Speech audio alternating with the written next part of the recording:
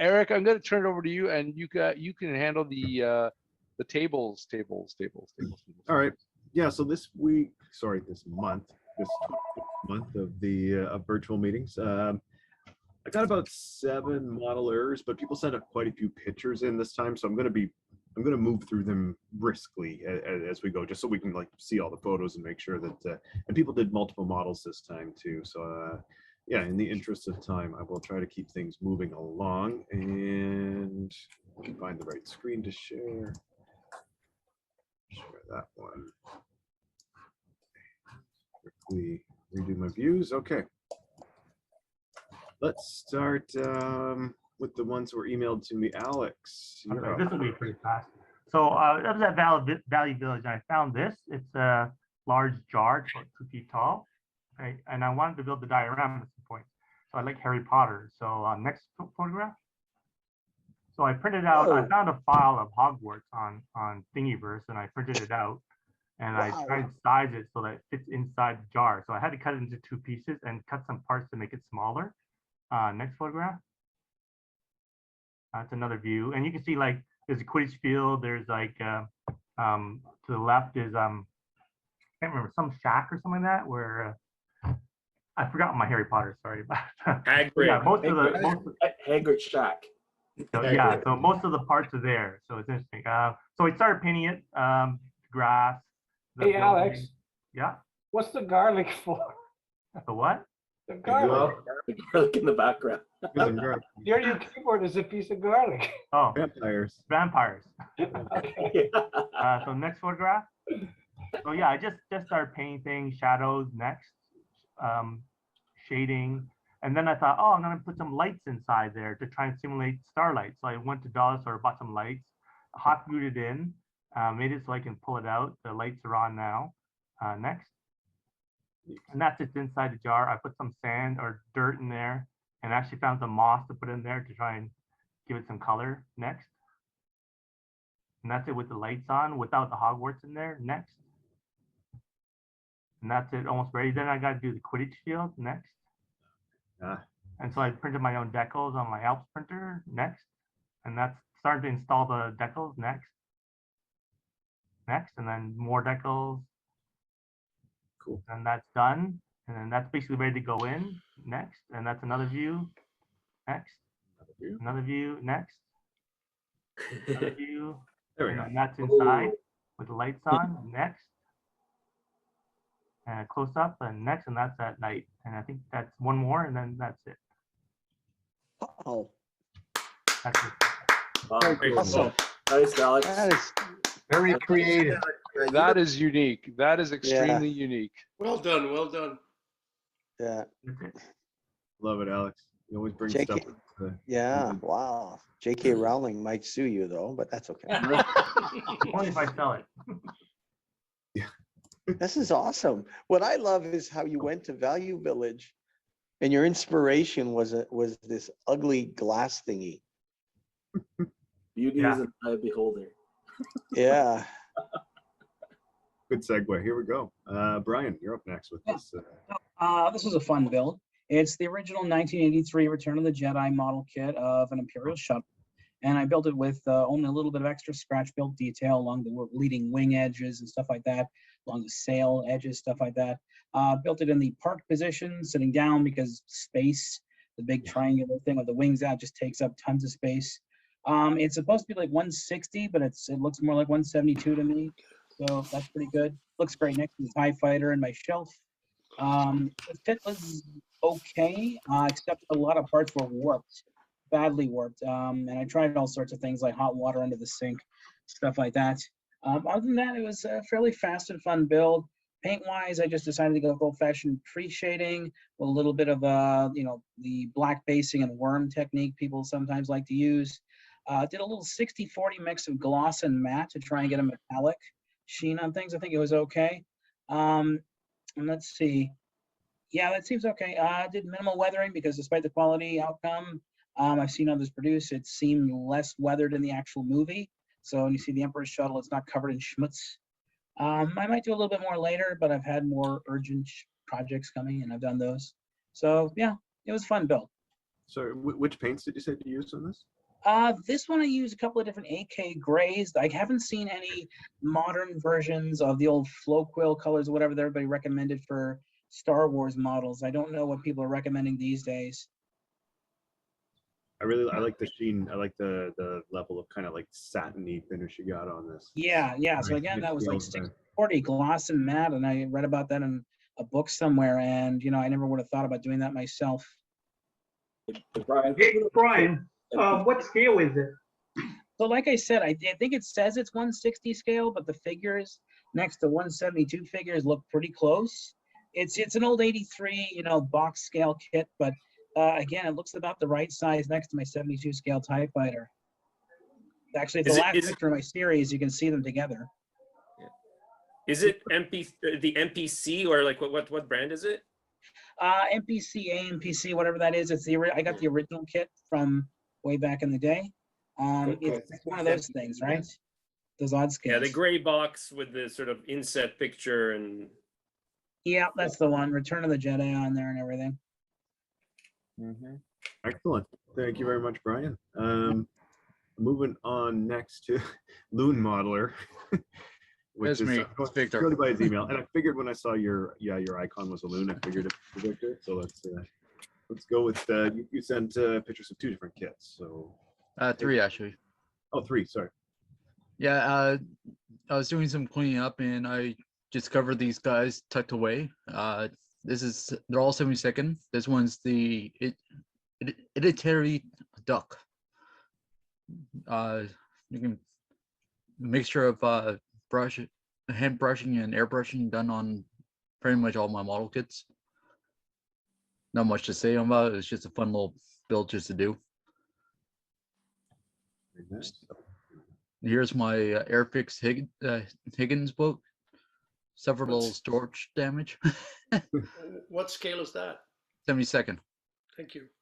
So, as I said, they're all 72nd. I actually did various different washes on this. They're all painted with Vallejo, by the way.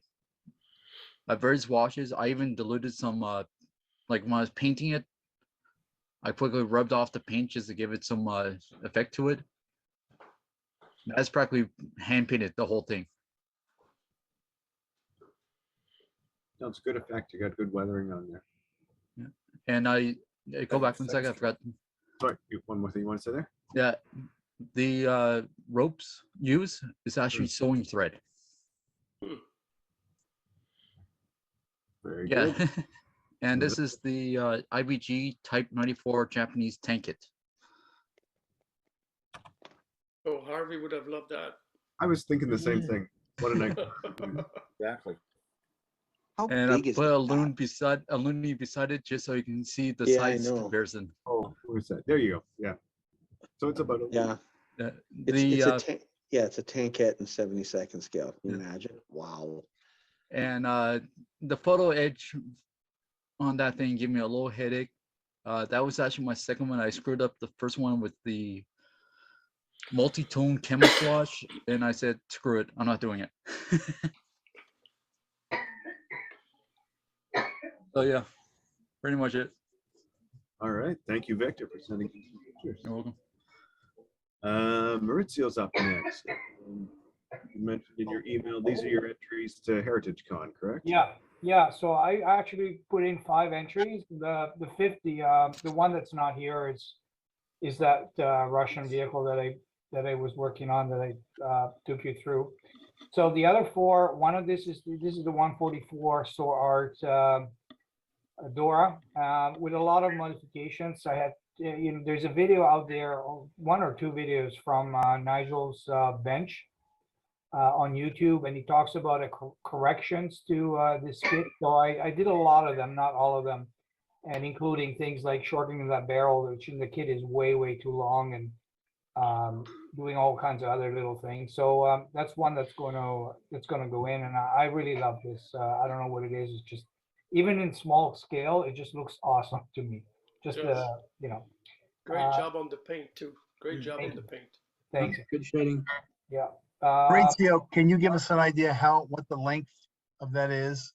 Yeah, it's probably, let me just, you know what, it's probably around 12 inches. Yeah, maybe 12 inches or thereabouts. Yeah, in actual life. Yeah, it's small. I mean, it sits on the shelf very well. The 72nd would totally dwarf this.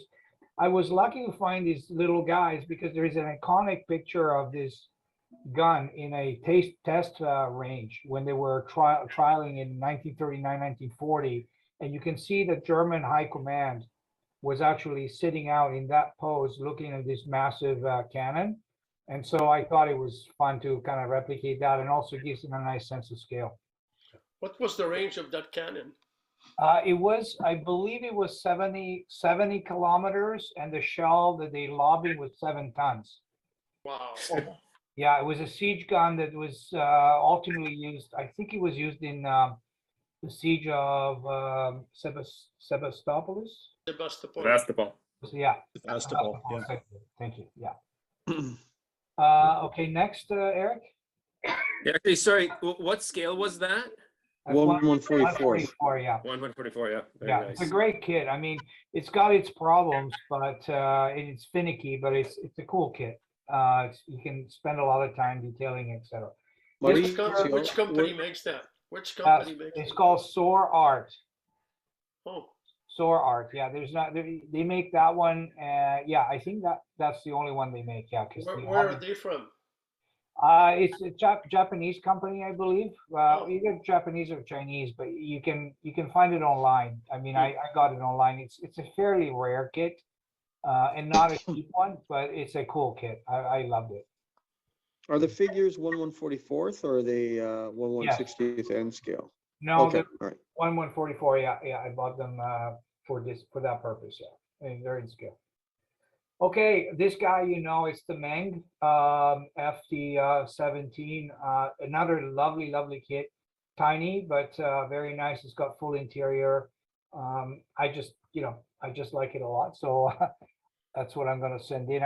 All of these I'm doing a few retouches before I'm actually bringing to the show. I haven't been in the show for 30 years, so it'll be fun. But next one. You're going to do well. Oh, good. Okay, so this one here is a little diode that I did a couple of months, 3 months ago. I called it capitulation, but basically it's inspired by an actual photo. So what happened with this? This is a Jagdtiger, and apparently it got knocked out by an Allied tank at close range, and the driver was either killed or flew out of the driving position, and the tank ended up running into a building. And it turns out that the Allies could not move, because that thing weighs 71 tons. They couldn't move the tank out of that position until 1947, I think. So, and if you look at it, there's pictures of where this occurred today, and you can sort of make out the actual place where this tank ran into. It was all rebuilt. So this, I believe that's a TACOM Jagdtiger, one of their Blitz series, and it's a good kit. And the Alpine, those figures are Alpine, and everything else obviously is scratch build. I had a lot of fun doing all the rubble and so on and so forth. Nice work on the figures. Thank you. Yes, very nice. Next. There we go. Okay, so this is another one that's inspired by an actual photo. The diode it's entitled "Swept Away," because the actual photo shows that D7 cat pushing out of the way a King Tiger that had been disabled in 1945. It turns out actually that's a mini art dozer. This is a complicated kit, but it's an awesome kit. If you want to be challenged, and that kit will do it for you. It's fantastic. Very takes a long time. That engine has got a lot of parts. And the great thing, the really cool thing about it is those serial that you see on the right hand side, kind of just above the Jeep's driver's head. That serial is the actual serial number in the actual original photo. So I had the photo and I kind of was looking around, and sure enough, those serials are the same ones. So again, a lot of fun doing it. I redid this, I reworked this significantly in the last couple of weeks, because the first time around I wasn't too happy. I wanted to add some additional details, some elements that provided some interest. And the other thing I might do is, I mean, I think I like the Jeep there just in terms of, and here it looks very compressed. It's not quite as close together. Just because it's always nice to have figures, and it gives a scale and kind of some dynamism. But I might actually replace the Jeep with a motorcycle, which will leave a little more room from a composition standpoint to those other two elements. So the Jeep is on order. I'll see if I want to change it around or not, but that's where it's at right now. I think that's it for me. Excellent. Yeah, those were the photos you sent. Very cool. Yes. Well done, Mauricio. Thanks a lot. I appreciate it. Yeah. Next, we're moving over to Paul. Where are you? Hi. This is my first resin kit. I did this in February. It didn't specify the scale, but I think it's about 1/30th. And this is about 8 inches high or so, the figure. It's a monster Taurus from the movie Equinox from 1970. And it's my first or second use of oils, but I was running into trouble. I didn't know what I was doing, so I finished it in acrylics.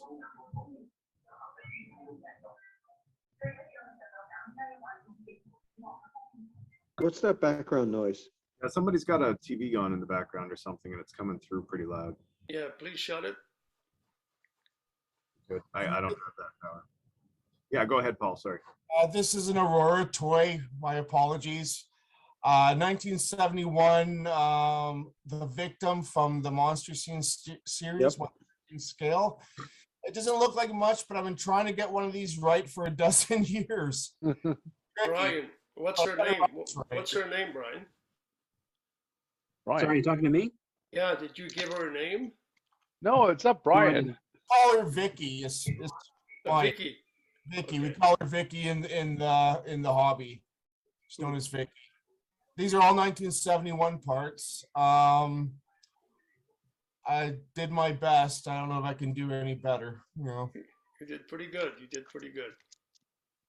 That's so cool. We don't see much like this on here.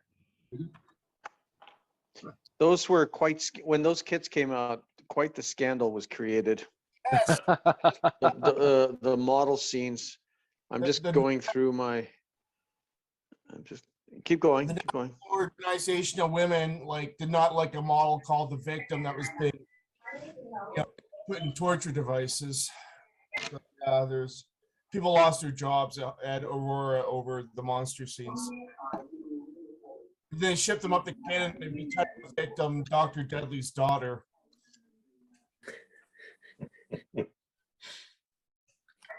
All right. Thank you very much, Paul. Now I'm just going to switch over to some of the links that were sent to me. We're going to start off, I guess, Ming, this is yours, correct?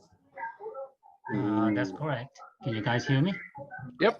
Who's the background noise again? Is the guy nuts? Here, let's mute everybody. Eric, their microphones off. Yeah, please. Yeah, it wouldn't be me. Okay, so this is Airfix or Thunder model, 1/35th scale U.S. Army tractor, but there is you can build it in a civilian version. So I picked the civilian version because I can play with more colors there. Let me see.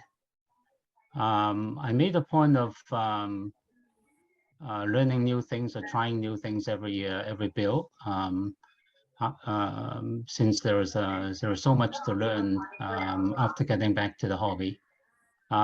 So in this particular build, I experimented with the chipping techniques, which I never did. I never did that before. You did very well. You did very, very well. Oh, thank you. And also, instead of using some of the standard techniques, like people talk about salt, people talk about hairspray or something.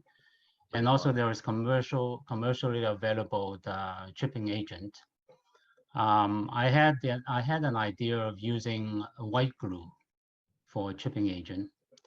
So this is the and I use that as an experiment to try it out using white glue, and it seems that it works. And it's just the white glue and water. I haven't used the other methods before. I haven't used the commercially available agents before, but I think it would be similar. So you have multiple layers of paint, like the base layer of rust, and then you put your agent on, and then you put the top layer of paint, and then you start scrubbing it off. And that's what I did. And it seems to work well. And also in this particular case, like I didn't like the salt method because I don't think it can produce a refined result that in a tiny little model like this. This is like 3 inches long, and there's a lot of small little scratches that I want to reproduce, and that's why I didn't want to use the salt technique. But whereas I still have, after the last one, the S tank that I built, I still have a lot of white glue left. So I say that, well, can I use white glue? So, and it actually seems to work well. I need to fiddle around with it a little bit and test, did various tests on old models and see how it works and things like that. So, but it seems to turn out quite well. It works for me, but this is the first time using it. I don't know whether it is constantly repeatable, but it feels like that it can be repeatable.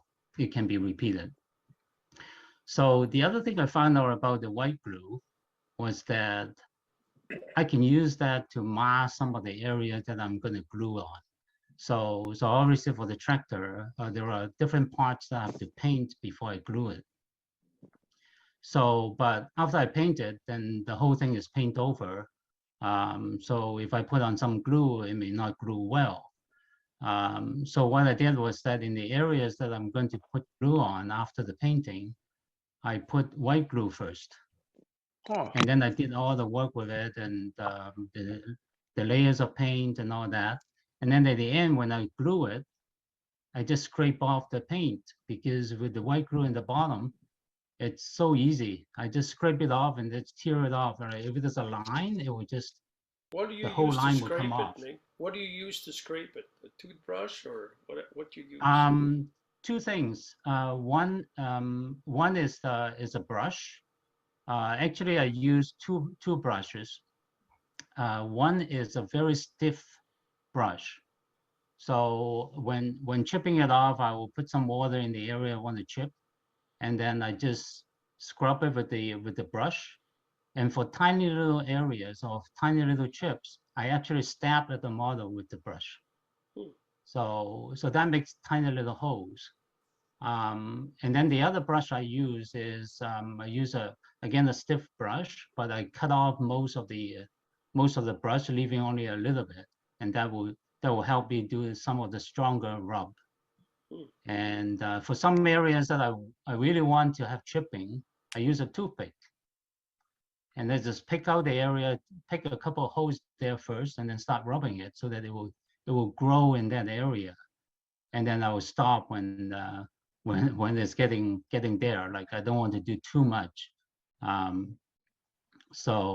that seems to work. It's just putting some water on, toothpick or the brush, and try to get the area that you want to rub off the paint. So I find two uses of the white glue for this, and it's very interesting. So I can repeat that later on and use that for other models. The other thing that which is important in this second model, this is my second model after my retirement, By the way, this is my first model purchase after my retirement. So this is memorable. So what I did also is they reuse some of the techniques that I developed when I was building the S tank, which is the mud. So with the S tank, you see that in my background. I used chalk pastel for mud to simulate mud, and I basically used the same like the mixture that I did from the S tank. I have some left, and then I did the same thing, and it seems to work well on the wheels. So it gives the same kind of tone that I have with slightly color variation. I made some adjustment to it, but that's a reuse of what I learned from last model. The other thing that I reuse is the rust paint. In my S tank, I mix my own rust paint, and I use the same mixture. I mix quite a bit for this time, and then apply the same rust paint across the whole model. And by the way, this is all Tamiya acrylic, except for the sealer. I use a matte sealer, which is not Tamiya, but it's also acrylic. So this is completely acrylic. As I was saying that last time, that I can't stand the smell of the enamel, so I tend to stay with the acrylic. So that's pretty well it, and it's very fun build. One of the challenge of that is so tiny. I think it's the second smallest model that I built, and it's so delicate. And those are little small parts and things like that. And even the photo edge took a little bit time to juggle and put it in place and fold it and things like that.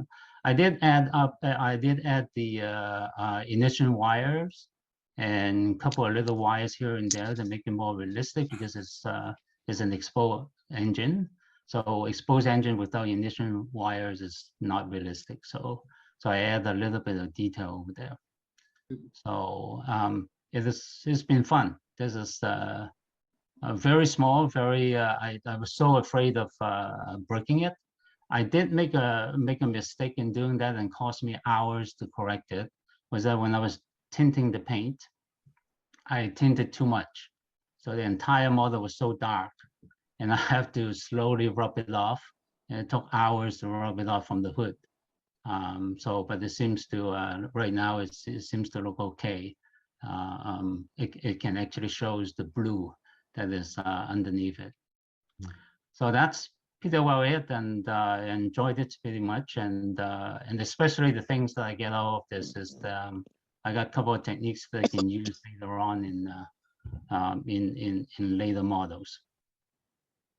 Yeah, this is really, really good. I love looking at stuff like distressed stuff like this, and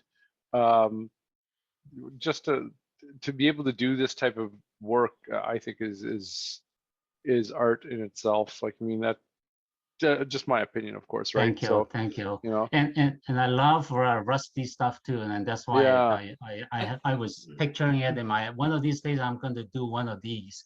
Yeah. And here you go. I think the best thing, Ming, that you've done is you've shown that it's a different technique as the scale gets smaller. I have a hard time with people using 1/35th scale techniques on 1/700 ships. Mm-hmm. You know, that's gorgeous. Right, and also a lot of techniques out there for 1/24th scale cars. Yeah, that's right, for cars. Right, and this is tiny. This is like I need very, very refined chips. Which I missed it, Ming. Which kit is this again? This is Airfix or Thunder model. Holy cow! So Airfix rebooks the Thunder model. So it's U.S. Tractor, it says. It's a Case Tractor VAI model. So it's a tiny little box. There are only two screws or two frames, and one piece of photo etch. But it took a long time to build because it's so small, as I was saying. Yeah.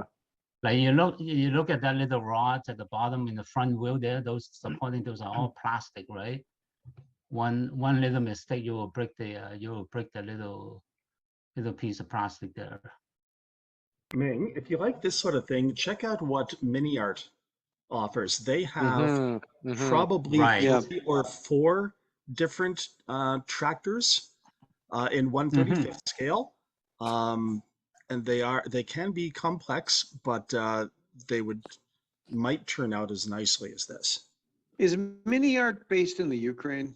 It is. Yes, it is. Yeah, a whole I bunch think it of got companies in hit. Ukraine. They closed always down get last hit. It's Yeah, in the they closed Crimea, down. and the 3 owners apparently have been mobilized in the Ukrainian National Guard. Yeah. Mm. Wow.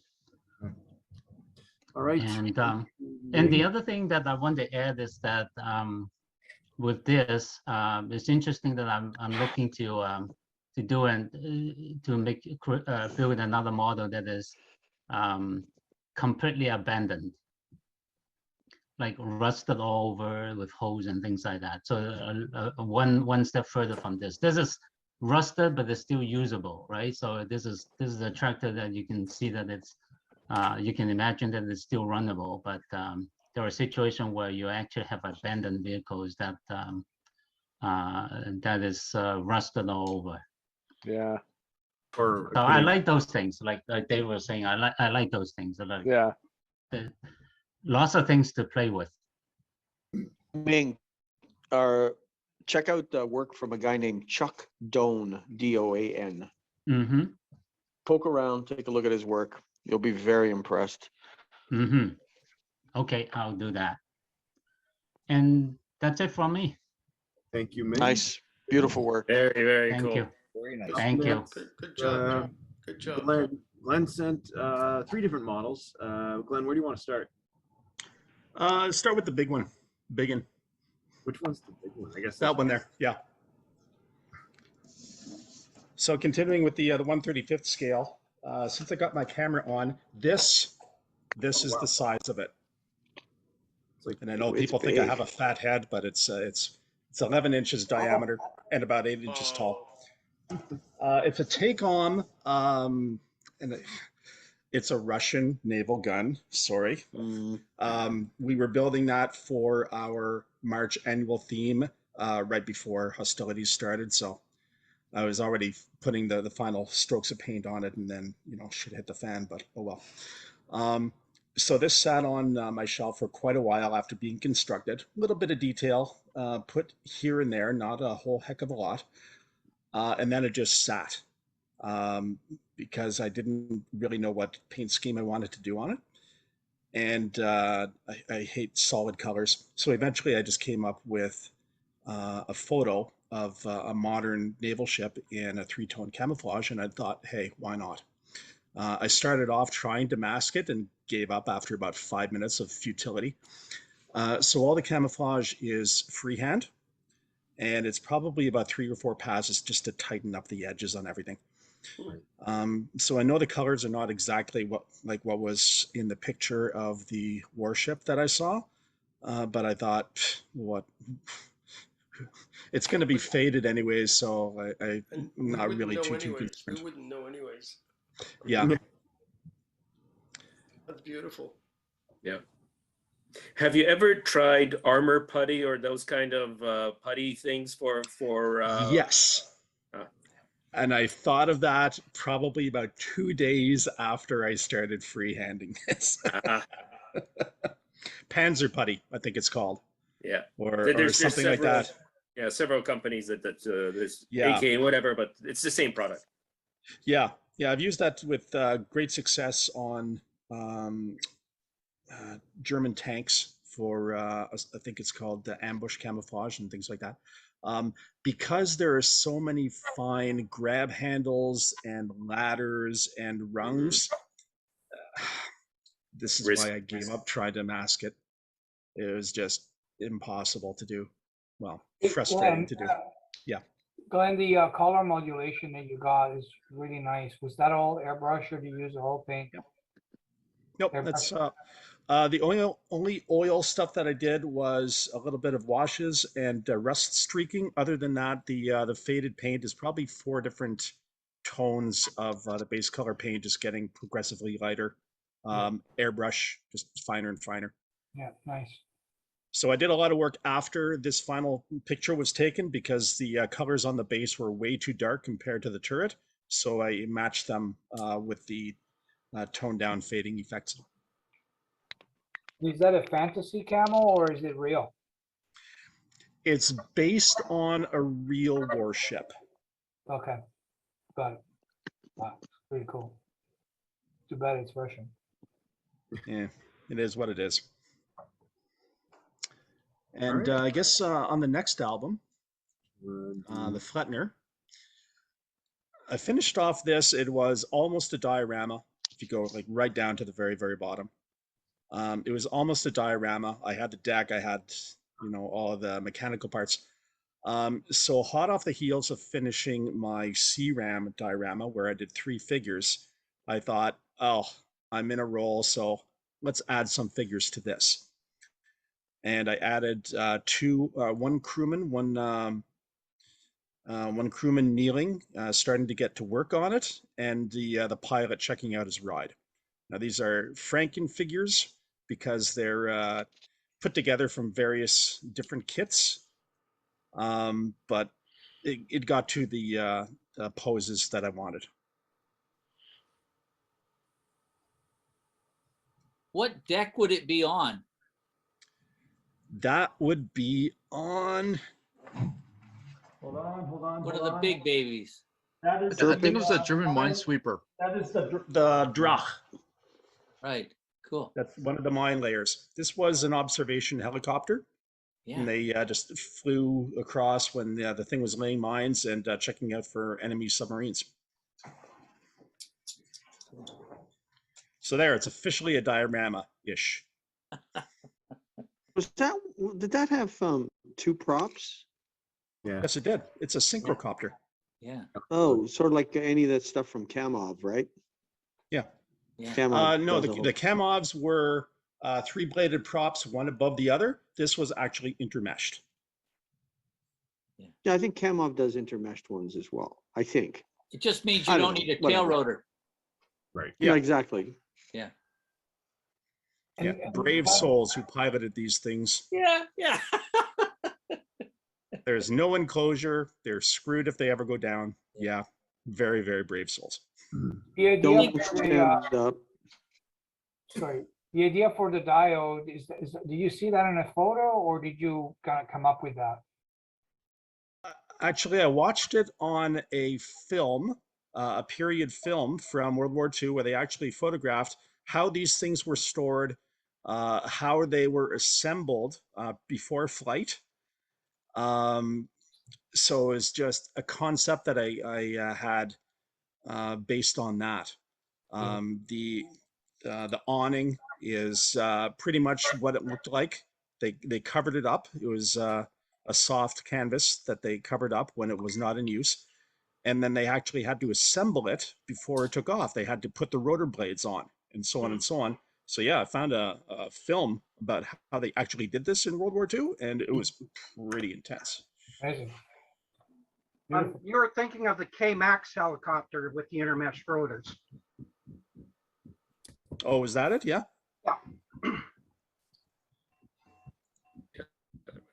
Hey, And the- Glenn, was that from Periscope Films? I do not recall.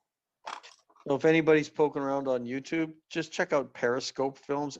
God only knows where they've gotten all of these archival films, but they've got access to some pretty amazing stuff. Yeah, I should rewatch them. There's probably half a dozen films about these things in operation. And it was on the website of a fellow or a company that did a 1/18th version of this Calibri in 3D printing. I forget what the guy's name or company name is. If I recall correctly. Yeah, and he had so much reference material and links to videos. It was incredibly great. So I'm gonna guess. final, Yeah. Oh, so I'm gonna guess you used wire like coat hangers, wire coat hangers for the ribs. Almost. I think it was 0.047 brass Whoa, wire. everyone's breaking up. Here. Here, I'll turn off my video. Did anybody hear that? Yeah, it's Vince, it's you. Yeah, it's you, Vince. You keep freezing and breaking up. Anyways, Glenn. Yeah. So that was it. So now it's officially a diorama. Thank God. So now I can add figures to other things now. So the final one that I had to show was a current work in progress. Right, that tab is hiding on me. Let's try that. There we go. Oops. My Zlin trainer. This is a relatively new release from Edward of 148 scale training aircraft and aerobatic aircraft. It's not a chipmunk. It looks like a chipmunk, but it is not a chipmunk. This is a Czech or Slovak machine. 2 to a kit, very nice. 3D color photo etch for the cockpit. I'm doing this first one out of the box just to shut my friends up that I can actually do something out of the box. So it's going along very nicely. I finally have the wings on, tail planes on. I'm just about to add the landing gear and then start painting it. But it's going along so nicely. The fit is phenomenal. The detail is very nice, molded in detail. It's my first Edward aircraft kit that I've ever built, and it's so nice to go together. Oh my God. Now I see why everybody likes all the Spitfires. And I chose to do this as a plane that, as of 2021, was based in Trenčín, Slovakia. I worked for a company for 20 years that was based in Trenčín. And so when I saw that paint scheme, I thought, I have to do this for them. All right. Thank you, Glenn. That is the last one that I had sent to me, I believe, unless I sent you one recently, Eric. Oh, like during the meeting here? Yeah, sorry about that. Let's see what I can do. And hey, that was awesome. Those just, as always, Yeah. unbelievable work. There you go. You got it. Cool. Is anyone else having audio issues? It's only you, Vince. Only you. Just you, Vince. You've got It does bandwidth. sound cute. I can barely hear, and it's just like long. You could try and drop it and come back on. Yeah. Mm-hmm. The You other need thing to to tell do is the neighbors who you're stealing your Wi-Fi from to get better Wi-Fi, then.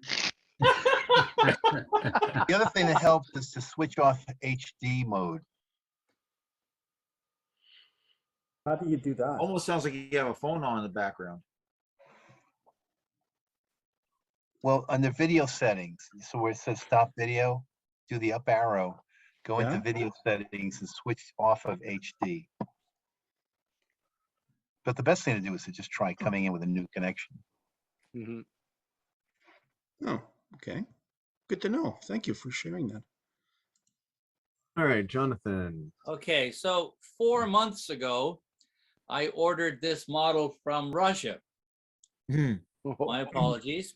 And the day, the 23rd, I think, of February, which, I mean, this thing should have been here way before that. And I kept wondering, I'd used PayPal and it had come from eBay.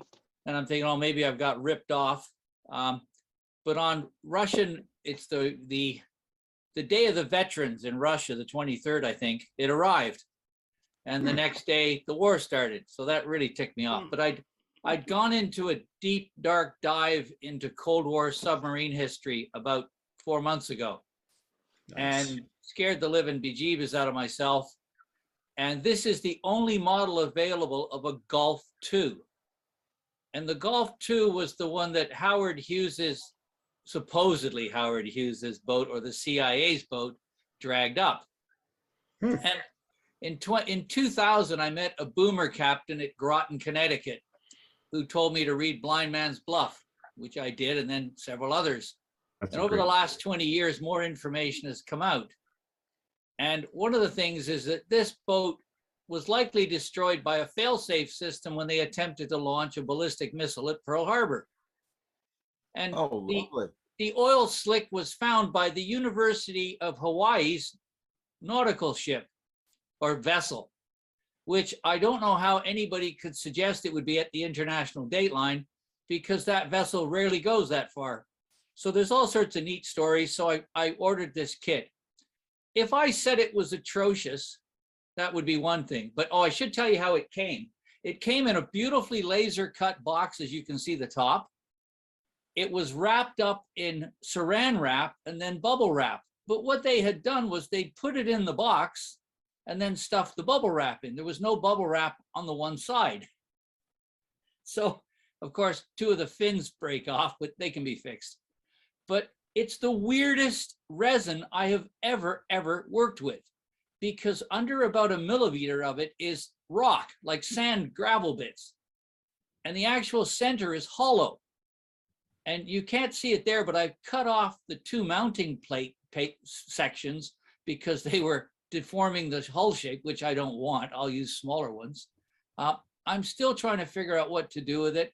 I'm likely going to I'll make a mold of the sail so I can make a real resin one and cut this one off, because it is literally the weirdest stuff I've ever worked with.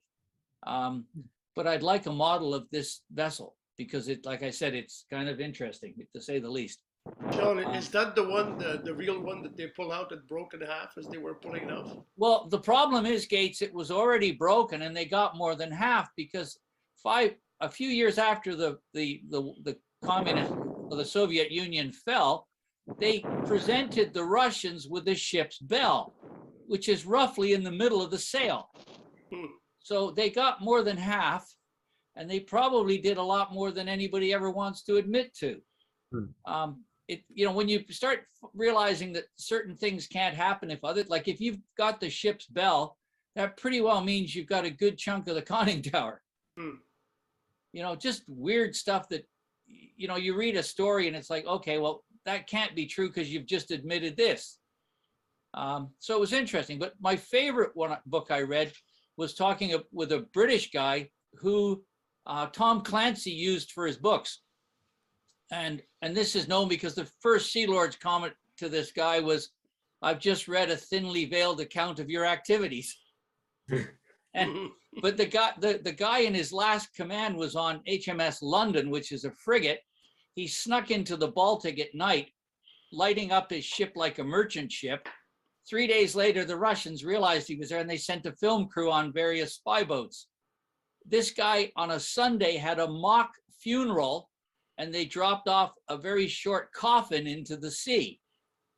And when the Russians picked it up, it contained one Russian language signed edition of The Hunt for Red October, one bottle of scotch, and a whole bunch of Playboys and penthouses. My God. You could make up stories like that. You can't. I mean, a great diorama, but apparently the skipper even dressed as a chaplain. Like it was, and he got in trouble later in his career because he did something similar. And the Foreign Office sent him a letter saying, you have to cease and desist because this is really ticking off our Russian friends. So, but it was I don't know how I'm going to finish it, but I may, when we get together, I'll definitely bring it around for people to check out the resin. Because like I said, there's nothing I've ever, it's kind of even softish, like you can poke an awl into it and you come back an hour later and half the poke mark has disappeared. It kind of rebounds. Wow. Jonathan, what about just take a rubber mold off of the whole thing and be done with it? Well, yeah. Like the whole thing. Oh, I'm nearly there, but that would involve about $100 worth of RTV rubber. And well, the other thing is 3D scan it and 3D print it after. I don't know. Yeah, I don't know. yeah, I think that's easier said than done. Yeah, yeah. Oh, it's fascinating. I mean, like I said, if I hadn't gone down this rabbit hole reading about all the sub stuff, it's cool. Oh, the other thing is, you know how we were complaining about delivery times?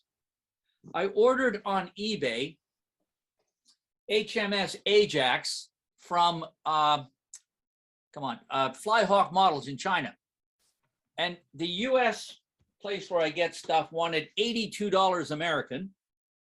and I got this on eBay, supposedly from China, for 62 Canadian, which is pretty good. And they said the delivery would be June the 10th. It arrived on Saturday, 3 days later. Wow. So somewhere it's in Canada. Because you can't get overseas in 3 days. All right, so that does it for everything that has been sent to me, hopefully, unless somebody sent something since Jonathan's email. So I'm going to stop sharing.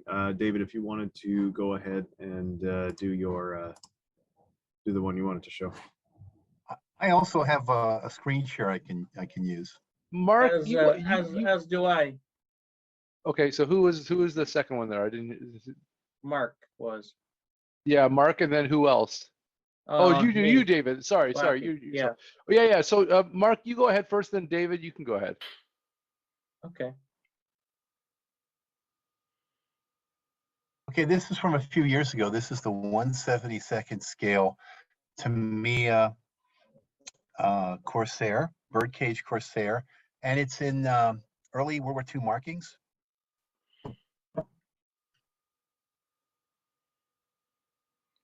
Beautiful. Nice. Yes. Nice detail. Hey, was that MacArthur? Yes, color. Hey, Mark, was that MacArthur in the background? Yeah, he's a little intimidating with his leather jacket. That's going to be a shelf queen for a while, I think. Where's his pipe? It's still in the bag, but thanks for asking. Yeah, nothing special with these techniques other than maybe a little post and pre-shading. And this is the Tamiya 148th P-51D of the 361st Fighter Group, 8th Air Force. They did escort duty during World War II. Beautiful.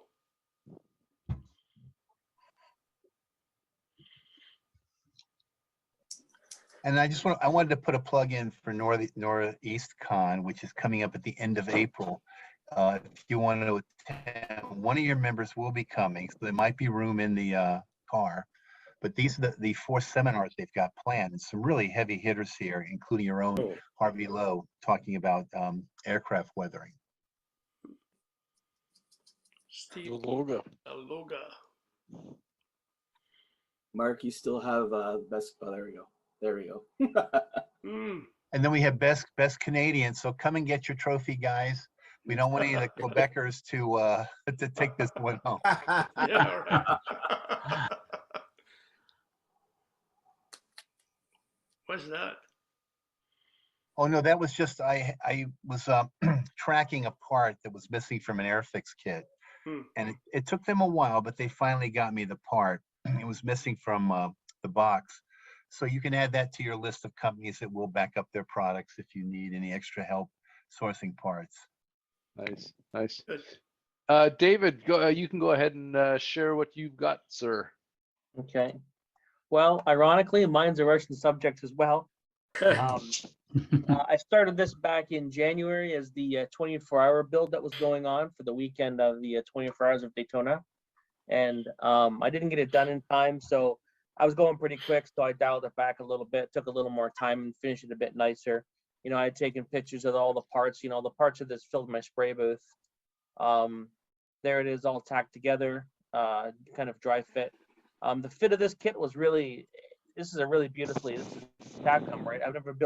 I don't normally build armor, so I'd never built one of their kits before. So I was very pleased with how nice this was. There was a lot of linear inches of seams to, do a little bit of work on, but there wasn't very much filler at all. There was a little spot here on the tail up top, and there's a little area right in here that needed some filler, and then around the canopies a little bit, needed a little bit of filler. But other than that, there wasn't much to do really. Once I got it primed with Mr. Surfacer, I did some pre-shading. There's a lot of panel lines on this thing, and the assembled model is about 20 inches long. So it's a big beast. So I spent probably 2.5 hours doing pre-shading with German gray over top of the Mr. Surfacer. And then I came back in and I started, filling in with color and kind of post shading and stuff. I got a little carried away with the painting, and I started to lose a lot of my appreciating. I was kind of unhappy about that. But one of the things that happened was I was using some kind of a gloss color for the painting. So I was getting some weird texture from sort of the post shading I was doing.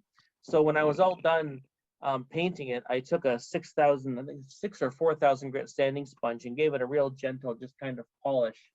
And the benefit of that was it actually knocked down a lot of my my paint and made the appreciating show through and look a little bit worn. So the underside's got some blue on here. This is a weird color. It's FS15102. The only two manufacturers who produce this color are the new Meg Ammo makes them, and then the old Model Master enamels. Luckily, I had a jar of Model Master enamel kicking around my box. I haven't looked in for probably over a decade now of enamels. I did a test and I tried to thin it with a Mr. Color leveling thinner, and it worked really well. So that's what I used for this, and it helped it flash off pretty quick, but I had to leave it for 3 or 4 days until it would get cured enough and hard enough not to take a fingerprint or a fingernail mark. So still being an enamel, it still had a fairly slow cure time. And this is the finished product here. So you can see how when I came and sanded, you know, a little bit of my appreciating came through a bit more, looked a bit worn. I gave the whole bird a wash with, I've got a lot of the old original series Meg enamel washes. I really like them. They work nice. So I came back and I did a wash over the whole thing. And it turned out pretty good. It's huge. The wingspan of the tail is greater than the wingspan of the wings by probably. So, you know, it's the weirdest damn aircraft, right? It's barely an aircraft. But, you know, they built 2 of these. I think one was destroyed in a crash and the other one still exists. It's beached right now, waiting to go to a museum. You know, but it's a fascinating concept, right? And these were anti-ship missiles up here. But if you look this thing up on YouTube, there's lots of videos of it and all this kind of stuff. And, you know, this was a Cold Warrior. They wanted these things to be able to knock out U.S. aircraft carriers because they knew the carrier task forces were, you know, America's biggest stick, right, when it comes to global conflicts. So, but like I said, the kit went together really nice. Not much filler was used at all. I had to build a little stand for it. So I did that because there's no stand with the kit. And I got to find a base for it. I haven't got this entered for Heritage Con. Hopefully, if they reopen the entries, I can get it in there and get it on the table because I don't think there's very many of these built yet. It's only been out for probably 3 or 4 months, this kit. So I was lucky. It's 1/44th, isn't it, Dave? This is 1:144 scale and Yeah. it's 20 inches long. Wow. It's just, it's a monster. Wow. It's just, Yeah. so what I need to do is I need to build myself like some kind of a little 1:144 scale Cold War fighter plane and just take a picture of it sitting on the wing, right? Because Yeah. I mean, anything will fit easily on those wings. Maybe if I see somebody at Heritage Con that has one built, I can talk him into setting it beside my model. We can get some photos. Just get a MiG 21. Yeah, I don't know who makes a nice little MiG 21 in that scale, but You know, LS. yeah, maybe.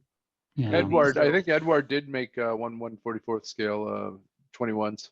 So did they? I think you're right. I should try and find some. There's probably some on eBay. So, anyways, it was a really neat model. Went together really good, and you know, it took me maybe 3 weeks after I was working at evenings and weekends, and I just, like I said, I just totally scaled back my urgency on this and took my time with it, and I'm happy I did now because it turned out fairly nice. So I don't have a display case in the house big enough for it, so it's sitting on a base on top of my file cabinet here in my hobby room right now. And I'm gonna probably have to build a plexi display case for it or something to keep the dust off. But a fun build, and unfortunately, you know, with the world events now, people kind of look at Russian stuff kind of funny, but it's a really cool design, I think, and it's a beautiful model. Yeah. So I think, Dave, if I understand well, you can still enter into Heritage Con, right? It's just online, right? It's completely online. Yes. You go. I dropped the link in the chat there if anybody wants to go. If you just Google Heritage Con 2022, right on their front page, there's a link you follow. And so I entered 5 kits, and so I've got my 5 entries, but this was done Oh, I after see. So 5 you kits. already reached your limit. Mhm. Yeah, I reached my limit already. So I'm hoping see, if I they see. evaluate on the 15th and they open up, the following Monday or something, if they open up Mhm. entries again, then I'm going to jump on it and I'm going to put this in for sure. And I've got probably, I think I got 6 or 7 more finished pieces here I didn't enter in the contest. So I'll enter those as well. So, Mhm. so yeah, that's it. Any questions or anything? Yeah, how many models do you think they're registered so far? Based on what somebody else said earlier, they're at 360 something. So I'm guessing maybe 400 models right now. And That sounds I right. think I heard somebody say they figure they have room for 900 entries. I heard that earlier this week too. Yeah. So hopefully there'll be room and I can get some more entries in, because it'd be fun. I like I don't care about winning the contest. I just have my stuff on the table and I can, talk to my friends about it, and we can talk about techniques and share the hobby together, right? And just see lots of great work. And how many of us will be attending Heritage Con this year? With a show of hands. 1, 2, 3, 4, 5, 6, 7. Yeah, we're a good dozen.